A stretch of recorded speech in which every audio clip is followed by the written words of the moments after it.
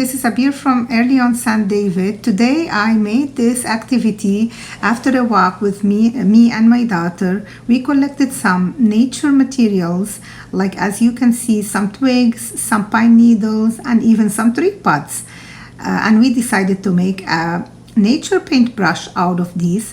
It's so simple and easy, and it's overall free. So all what you need to do is just distribute the needles around the twig, and you can also use the rubber band to make it easier to wrap it tight, and then you can tie it with the string. As you can see, all these different brushes. I had a white paper with different painting. Here we go. My children were going back and forth to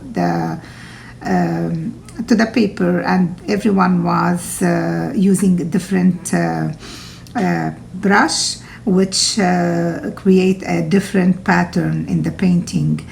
Children will learn a lot from this experience. They will learn the texture, the different textures as well. They will enjoy the process on how to tie the string, and also the most important one is the walk at the nature with your children. I hope you enjoyed this activity, and you will try it and have a great day.